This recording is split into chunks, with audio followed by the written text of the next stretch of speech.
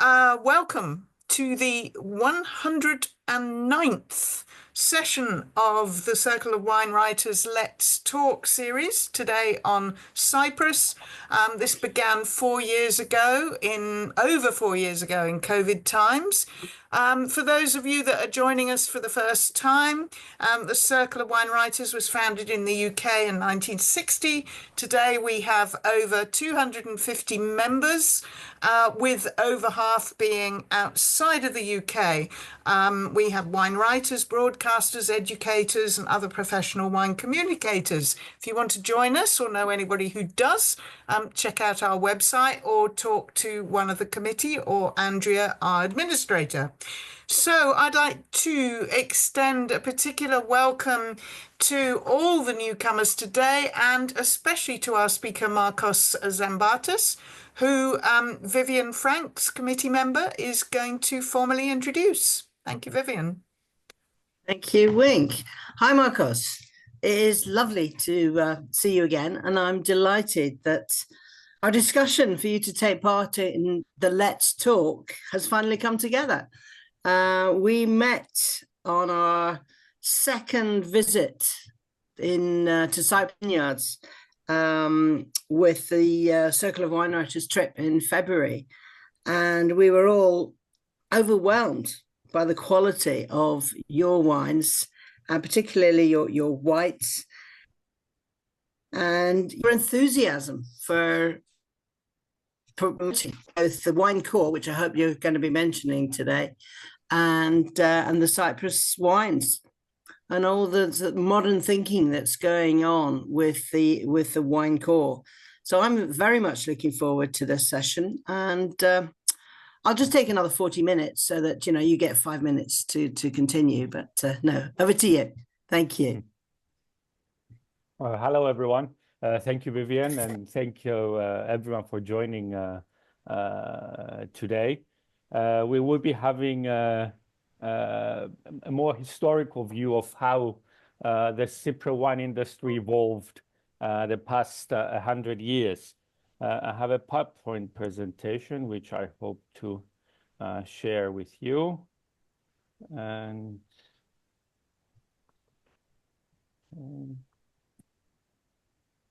now I'm happy to take questions during the presentation if need be.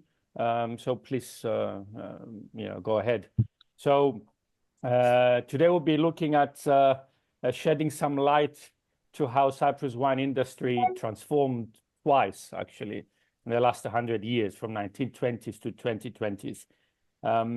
During the presentation, I'll be making references to the role of the British back then, which was quite pivotal, which would make it even more interesting for some of you listening today. Now, during this time frame, we'll be looking at the two major transformations that happened rather in an abrupt fashion.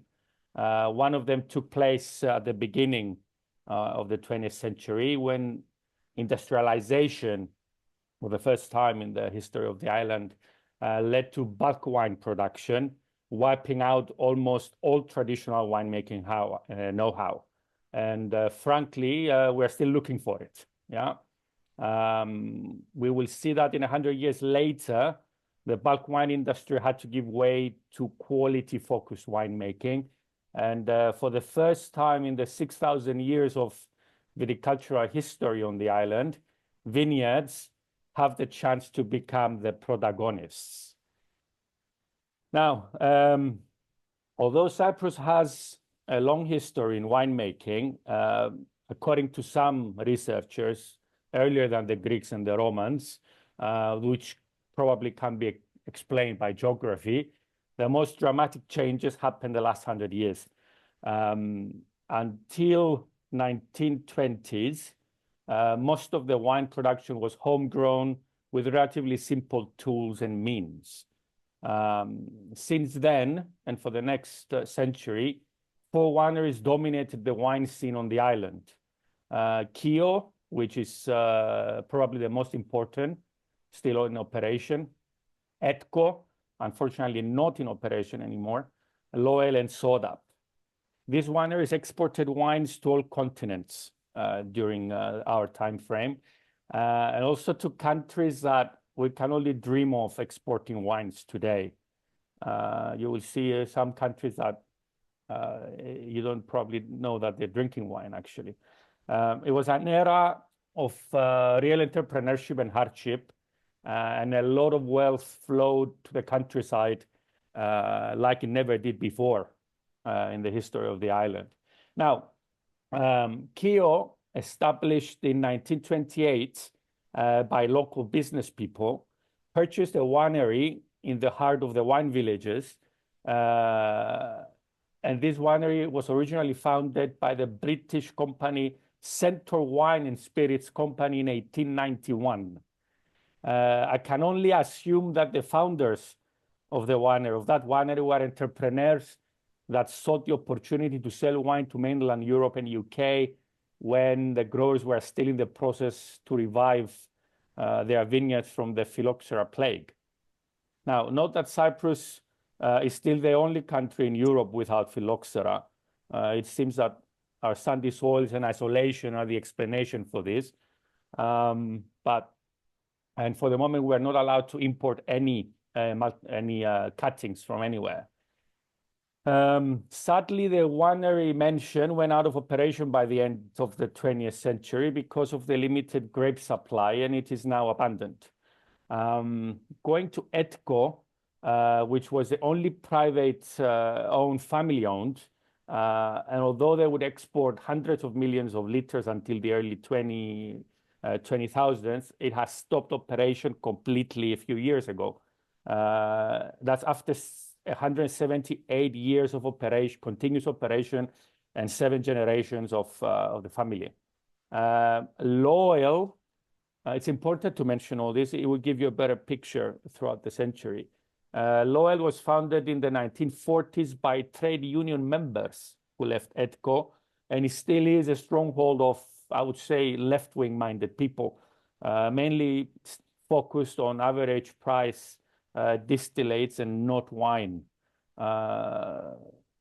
They were the main suppliers back then of the Soviet Union.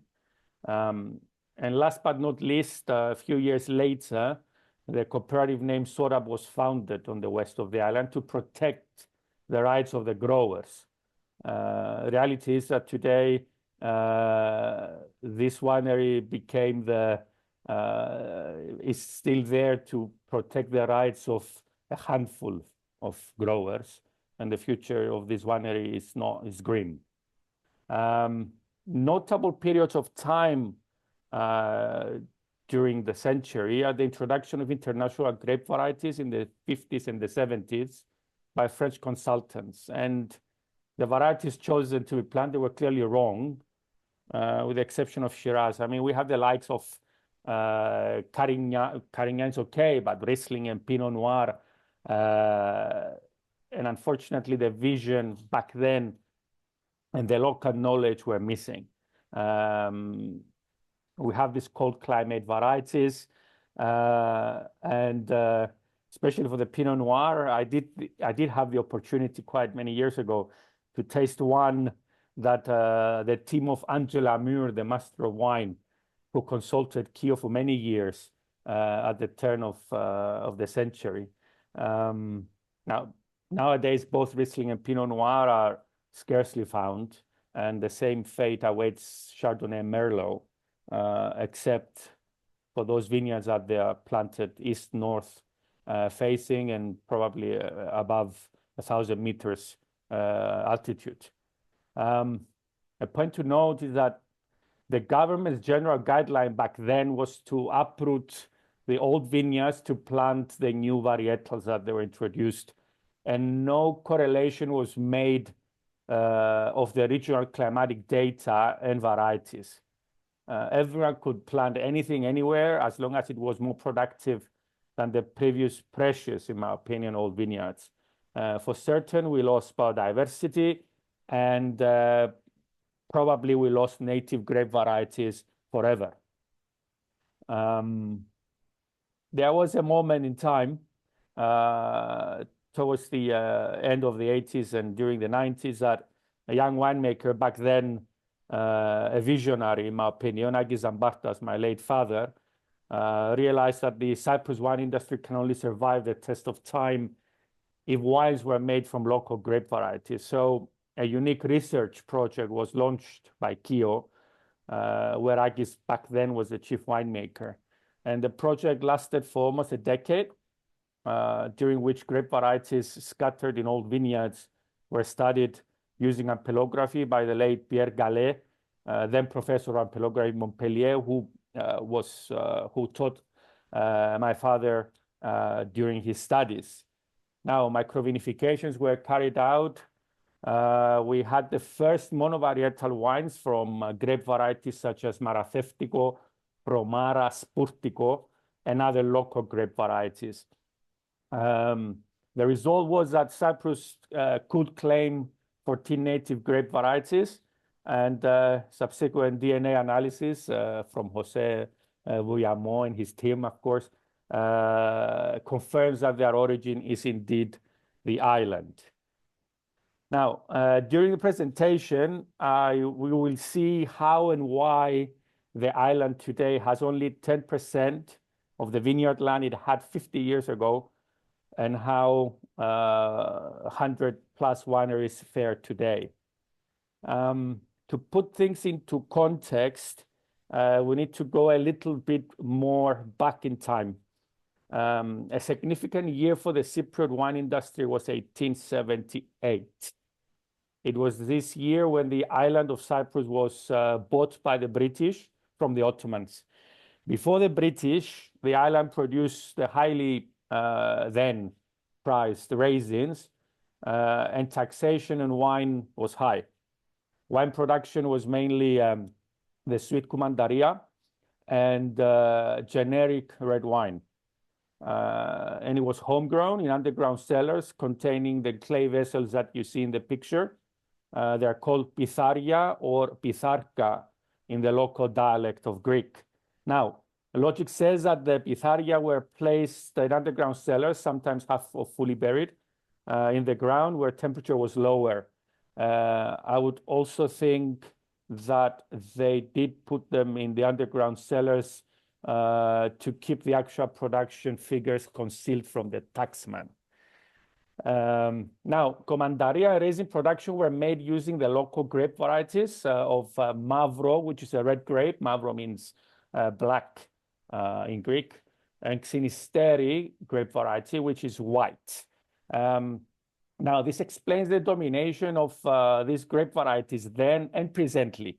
They produce medium-sized berries, high-yielding grape varieties of well-ripened grapes, even in dry conditions that are in Cyprus, and suitable for production of large amounts of wine of average quality, sweet wine and raisins. Now, these two grape varieties, Mavro and Xinisteri, still occupy 75% of the total vineyard area.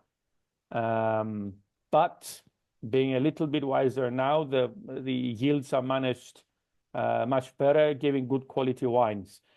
Just as a reference, the third mostly planted variety, wine grape, is actually Shiraz. Now, apart from Kumandaria, we have no evidence of production of wines with a sense of place.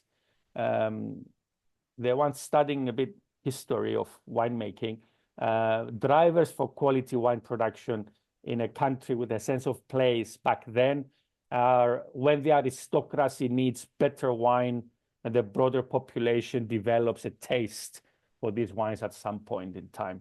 Now, the aristocracy back then were mainly Muslims, therefore not consuming alcohol, and the local population was poor and busy satisfying basic needs.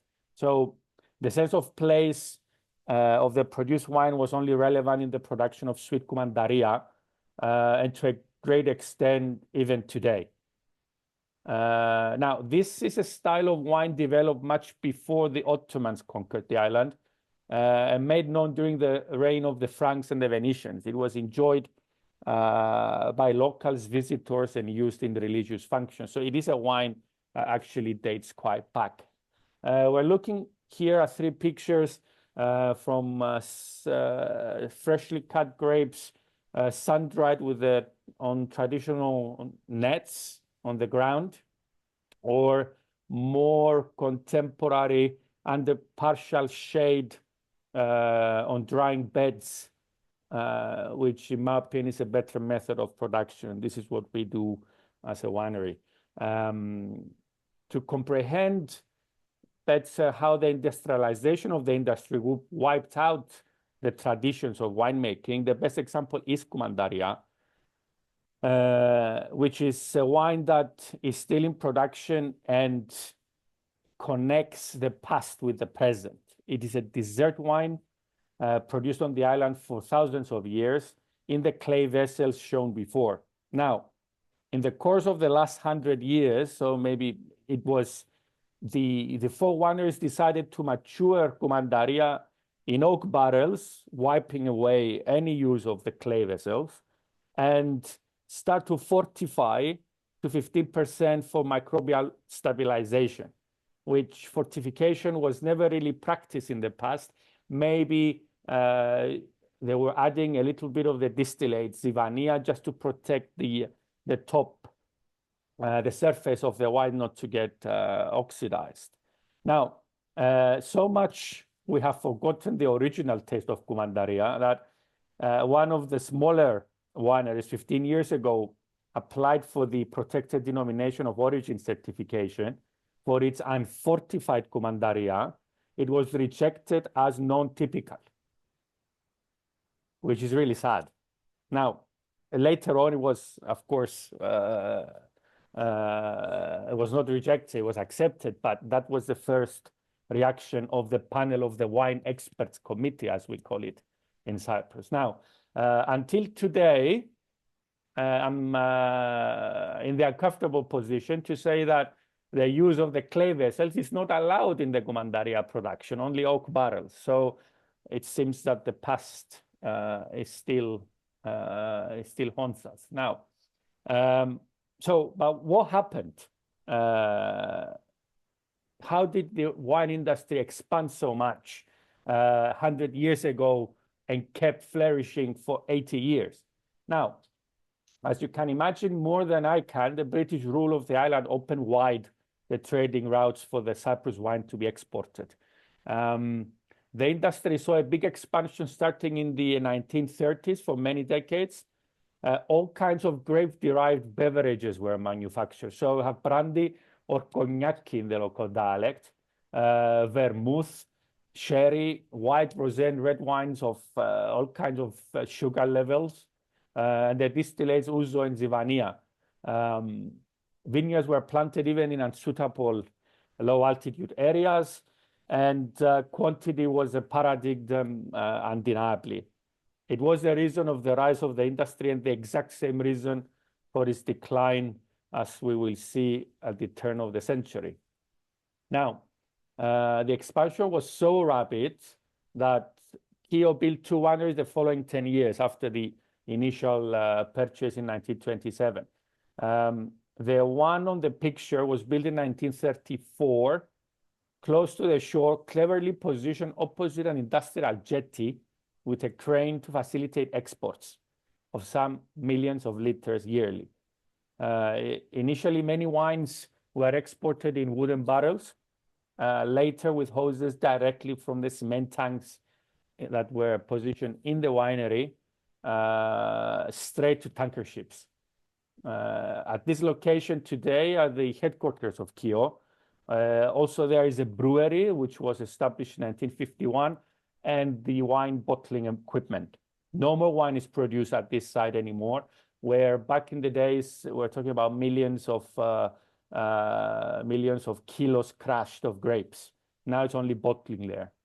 And now it's the winemaking of Kio now is made solely in the winery originally built in 1927, which is closer to the vineyards of Limassol. It's not by the coast anymore.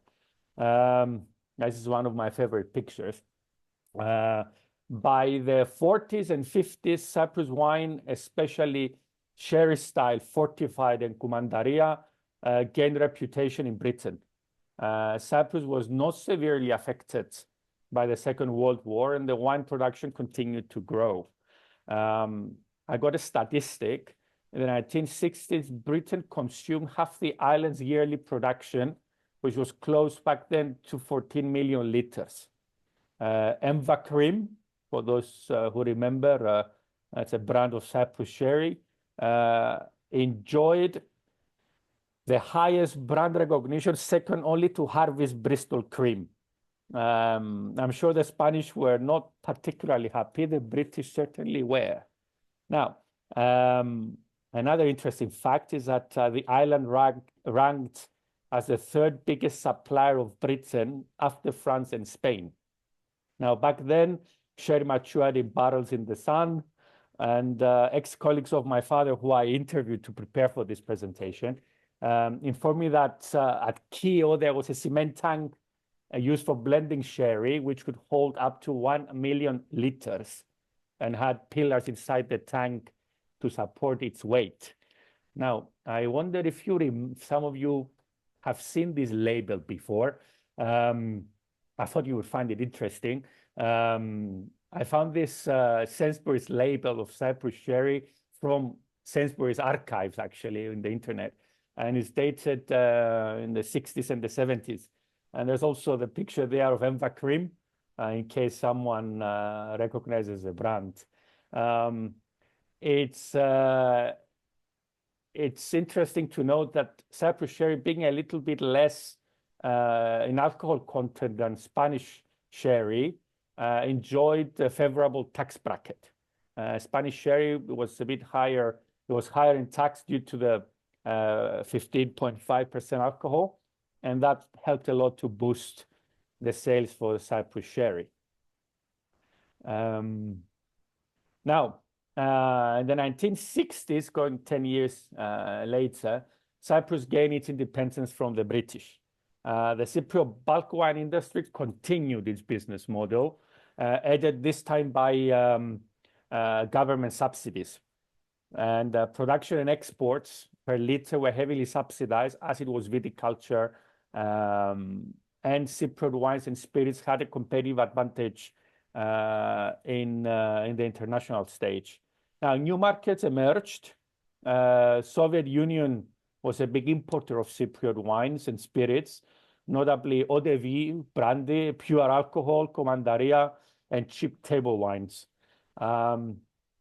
This picture is from Etko Winery, which I managed to get myself into just after I found out it was sold to become a venue for music events. And it depicts wine labels exported to Japan in the 1990s. Now, the back labels, you have a close look, are actually Japanese. Now, there are similar pages showing exports to countries such as Australia, Taiwan, Gibraltar, Iceland. I mean, these markets, they'll probably never be accessible to Cyprus wine nowadays. And it must be noted that the Cypriot local population enjoyed brandy, even the Turkish Cypriots, and something that would change when foreign spirits became mainstream because of not going through taxes anymore. And that delivered another blow to the local brandy production. Well, didn't stop yet. The Cypriot wines industry entrepreneurial spirit continued. And in the 90s, fortified sweet wines were sold even to unassuming countries such as Sudan, Kenya, and Mombasa. This is what the ex-colleagues of my father told me. And also light wine for vinegar production was sold to Switzerland in 25,000 liter tanks. Excuse me. And even glue wine was made and sold in hundreds of thousands of liters to Germany. Actually, here the German buyer would send barrels to Cyprus with liquid glue wine aroma, whatever it was inside those barrels, but it smells of sweet spice and citrus. And they would mix it in Cyprus with light red wine and crystal sugar and send it to Germany for bottling. It seemed like the Wild West, if you ask me. Now, these wines were transported via big tankers containing stainless steel tanks of volume of 10,000 liters to 100,000 liters. And I remember in the late 80s, when I was less than 10 years old, going once with my father to the port because he had to check the cleanliness of the tanks in those ships. Unfortunately, I was too young to take pictures or cherish those moments.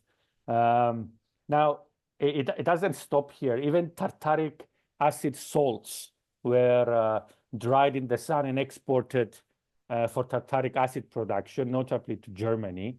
And grape juice concentrate was also produced and exported to many countries, even to Japan, with its stringent rules. Of course, all these processes and products were heavily subsidized by the Cypriot government, which could not continue for too long. The magnitude of the decline and the mismanagement was clear, and it showed in these pictures. It's the same location, but taken 50, 60 years apart. The picture on the left shows the factory of Edco close to the center of Limassol, which is a city in the south. And the picture on the right shows the current development on the same site, which is a multi-story apartment block. And the only common element of the two pictures is the brown pillar in the red circles, that it was, I think, part of the deal when they sold the land. And if you look very closely, it's written Edcon. Even the land had to be sold from the winemaking family because to pay back bank loans. Now, to understand that cheap grape and wine production could not continue to be produced on the island, one has to observe the morphology of the vineyard areas in Cyprus.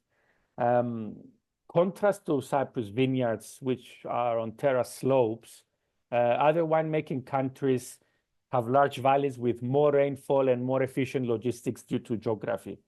Vineyard parcels in Cyprus, they tend to be small in size and owned by many relatives, rendering mechanization impossible, which obviously is needed for cheap wine production.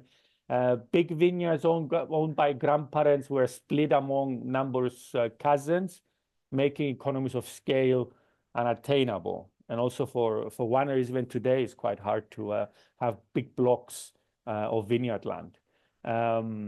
Also, there were other industries, such as the shipping industry and the nascent fiduciary sector, that competed for personnel.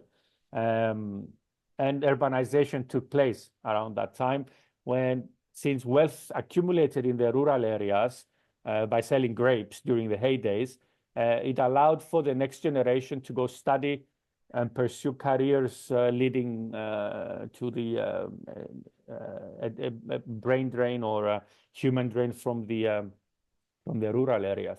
Now, another important factor for the decline was the changing consumer preferences to fresher and fruitier wines that compared to the ones that Cyprus could make. And this was widely made possible since the subtle reason, actually. It was made possible since refrigeration in the wineries became mainstream around the world, and that allowed actually for bigger volume of these fresh and fruity wines to enter the international markets. And of course, it's also the time where countries like Chile and Australia became very competitive in the bulk wine segment.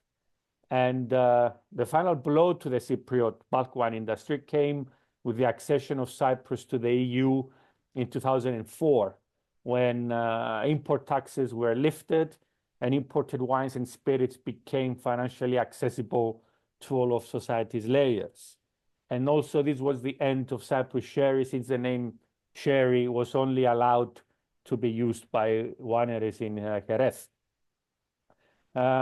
Consequently, the political decision was taken to uproot most vineyards since export had collapsed and the local consumption declined. And this process was made possible with European Union structural funds throughout the years. And the biggest shame was that the process was uncoordinated. And to understand the magnitude of this violent transformation, from 200 million kilos of grape production early in the 1980s, today we crush no more than 16 million kilos, which is less than 10%.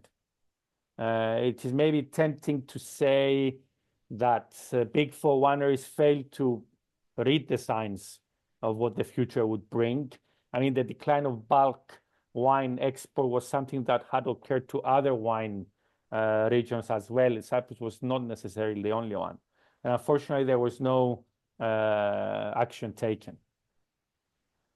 Now, thanks to the research coordinated by Marcos Zambartas, where 14 native grape varieties were identified, the Cypriot wine industry could transform itself once again.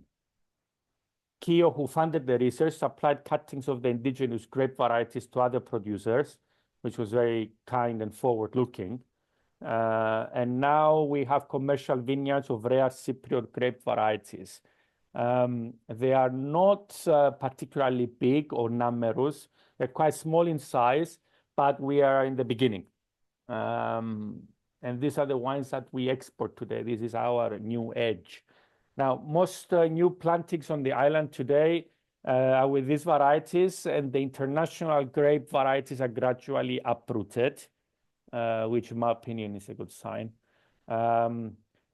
EU subsidies played and still play a vital role. Small wine producers get 40% of their cost to set up a new winery as a burst, and to buy equipment as the company matures. Viticulture is sponsored by the EU's agricultural policy.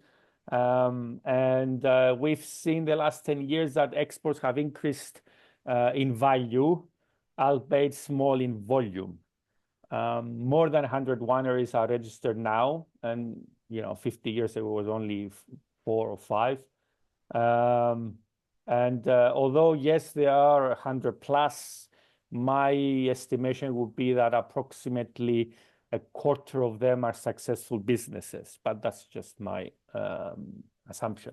Currently, the country produces mainly dry wines and some Guandaria.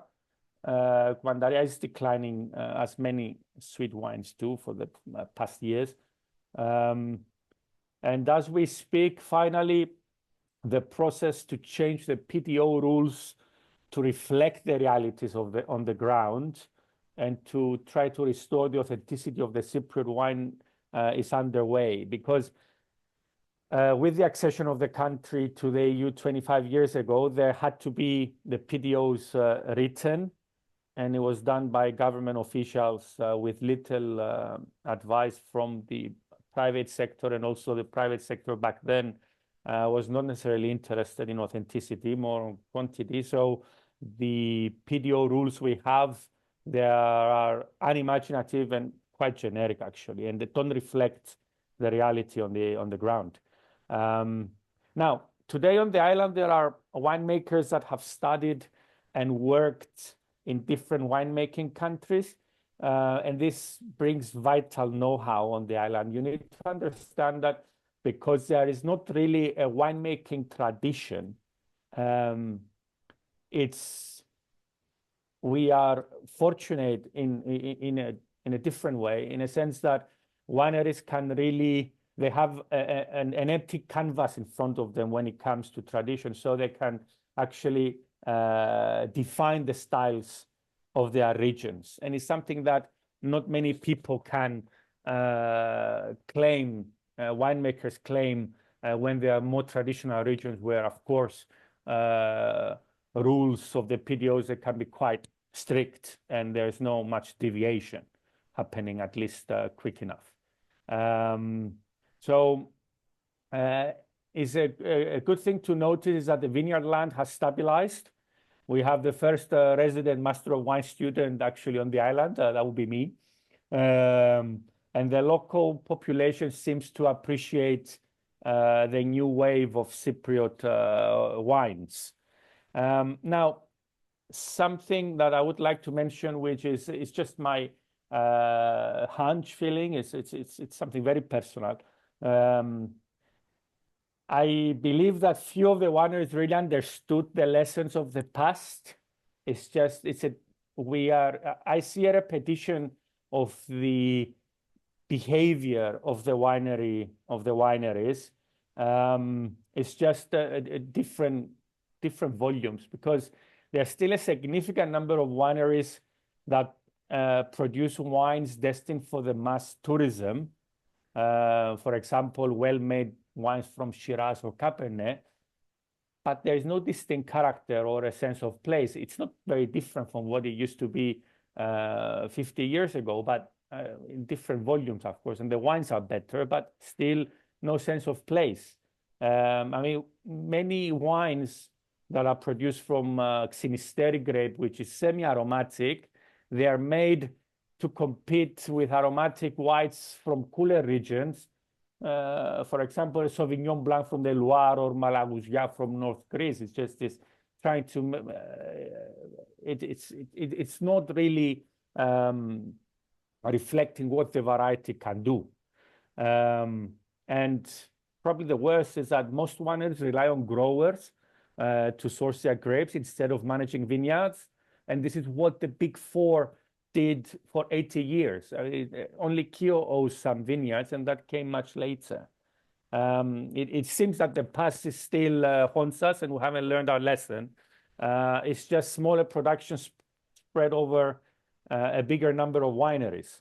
And the fact is, we are not as industrious as the previous generations were, nor the international markets await for us to go and sell wine.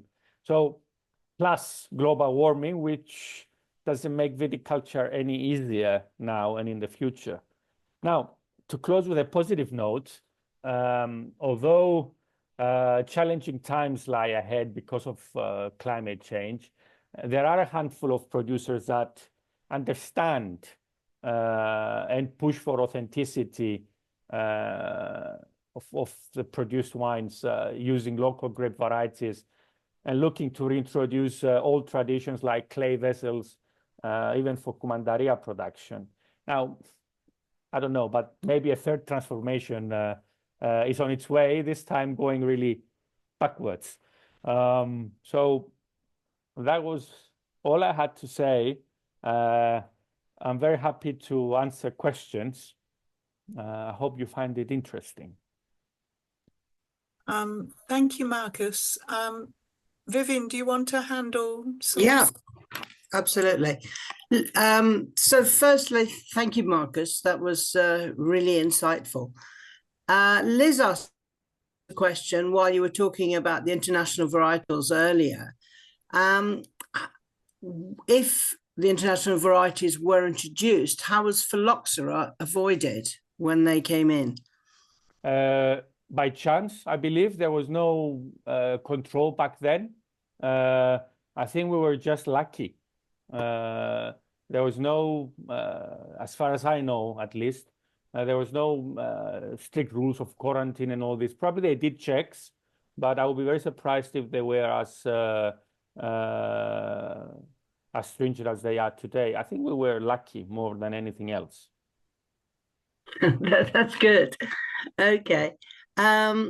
So, Richard, you had an interesting question. Do you want to unmute and ask?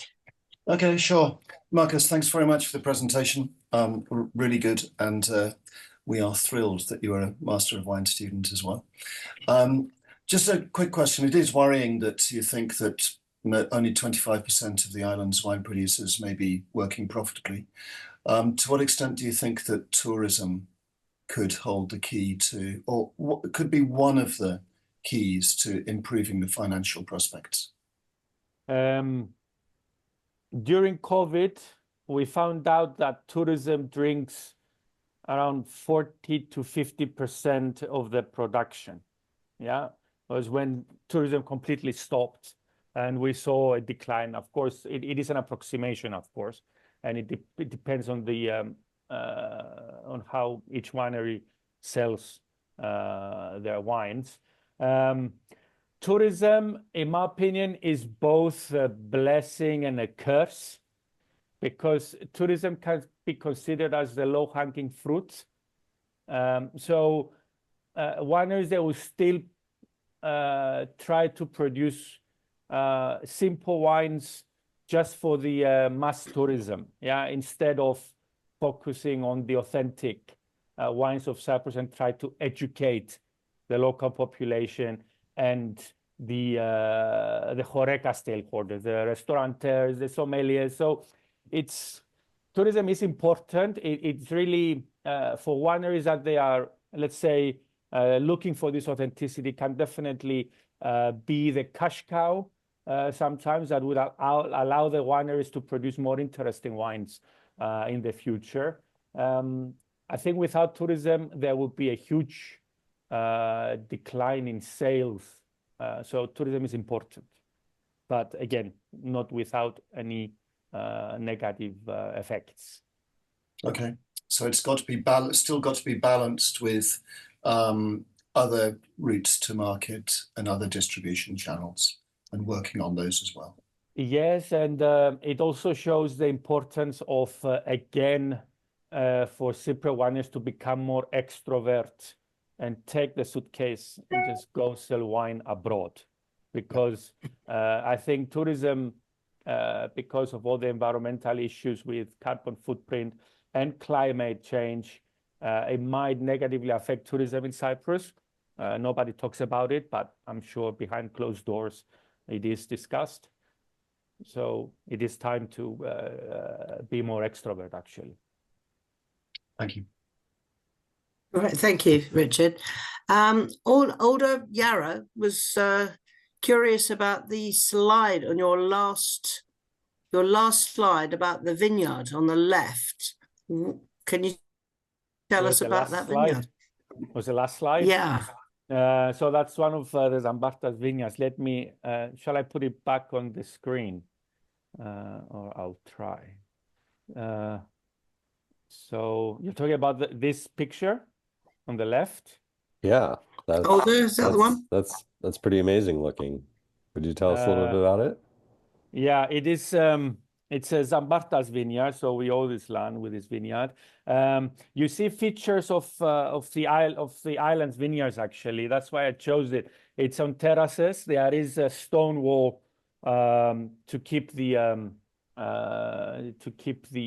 soil from eroding. I'm ashamed to say that it's a Greek variety called Verdzami. Actually, yeah, we make our rosé from this vineyard. It's I mean, this is one of the reasons mechanization is very difficult. First of all, you have to make, this was used to be a hill, yeah, a slope. So terraced, it had to be terraced. Unfortunately, when they did most of this work in the 70s, they mixed the topsoil with anything else. So again, it was the idea of just making it more practical, but without thinking about the quality. I mean, the topsoil, it got mixed with the stuff on the bottom, which it never helps. Yes, so people had to buy these hills, make them terraced. The stones originally, they came from the vineyards. This is the tradition. It was stones that they were picked from the vineyards. It was too far to take them to the villages to build a house or whatever. So they would make stone walls, which served not just as for keeping the soil from eroding, but it's also, you have a lot of the natural fauna there, lizards and snakes and all this. This is a tradition behind the terraces. What else can I say? You see how curvy it is, of course. Yeah, viticulture is not easy. It's remarkable how they managed to produce millions of kilos back then. but it was really one of the few sources of people living in the rural areas, actually. I hope I answered the question.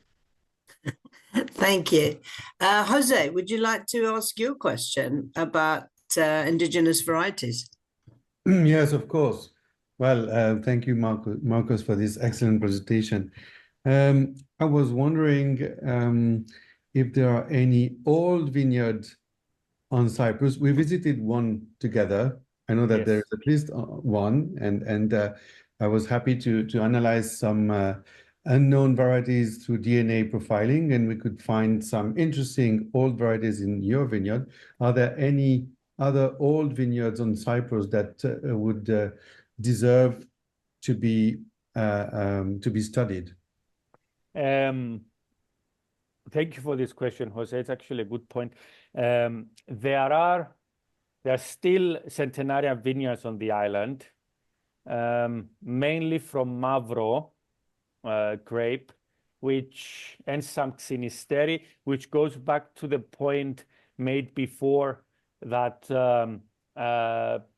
people were cultivating for probably centuries during the Ottoman time, which lasted a bit more than 300 years. They switched the viticulture towards the higher producing grape varieties, Mavro and Xynisteri. So, of course, it was the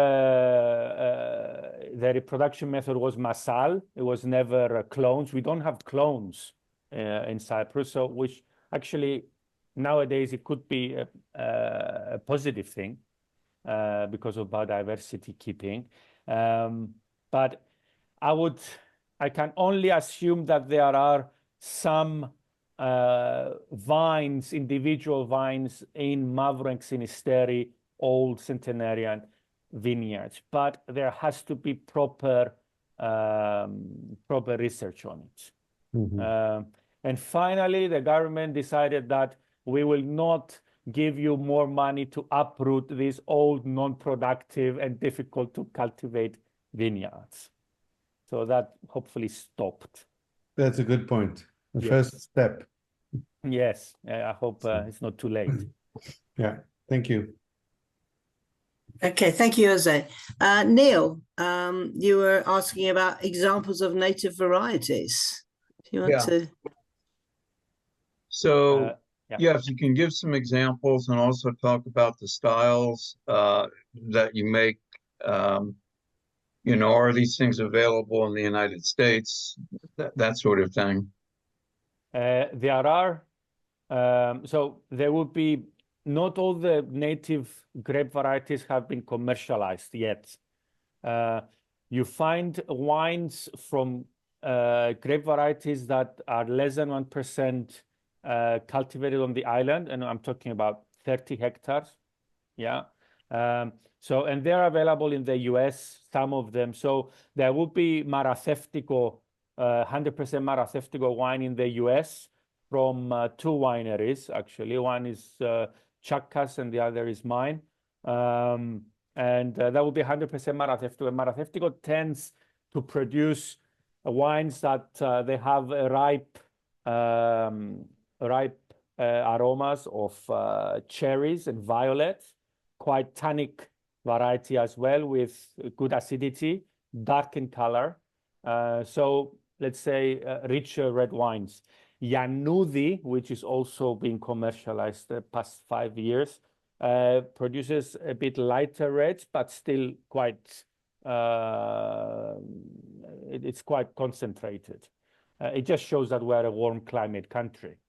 Now, in our whites, you find whites, a few whites in the States that they are made in clay, in contemporary clay pots, not the old clay vessels. From Vouni Panaya winery, you find them. And the whites, they tend to follow the Mediterranean whites, fresh, fruity, aromatic white wines. So yes, we are getting a bit more extrovert, and the styles of wines more well defined. There's still room to go. Okay, thank you. I had a question which was about WineCore. If perhaps you could tell us a little bit about that, Marcus. Yes, I made a note actually, but during the presentation I missed it.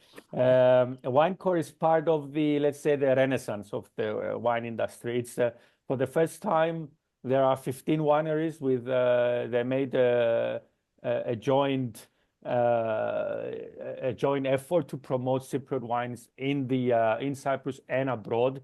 It's 15 wineries creating a company. And finally, we're getting started with creating official information for the Cypriot grape varieties, because the reality is if you research into these varieties, there is not enough information produced by anyone up to now. So I find that a very important step that WineCore is taking. And also we run master classes to train Horeca people. So it's all those things that they were missing all this time. We're a bit late, but okay, we are, you know, a wine industry, east and south of Europe. Things take their time. Okay, thank you, Marcus. And Richard has another question about Importer in the UK. Perhaps you can update us on what's happening. You mean for my winery or? Yeah. Okay. Yeah. So yeah, actually I'm having tomorrow a promotional event with our new importers, Moby and Greek. Yeah, we will be, I will rush after my course day at the Institute of the Master of Wines to go and present. Yes, it's again, it's this extrovert way of doing things. And so, yes, there are Cypriot wines in the UK, more now than before. So I know at least 7 wineries that they export to the UK. But I'm not sure now to tell you with who is importing, but I'm sure you can find them on the internet. But there is presence of Cypriot wine, and not only to the ethnic market. Okay, thank you very much, Marcus. I think we're at that point where it's time to say thank you, which I'm delighted to be able to do. And it's just been a fascinating insight into the history of Cypriot wines, the past, the future, and everything in between. And it really looks exciting, and particularly for your native or indigenous varietals. And we look forward to being able to find your wines much more easily, certainly in the UK and elsewhere, as we have people from all over the wine world with us now. So thank you so much for sparing time, and good luck with your studies. And hopefully those 2 letters will be after your name in a short space of time. It's not going to be short for sure. Thank you for the point of confidence. And thank you everyone for making the time, of course. And hopefully we'll see you on the island at some point.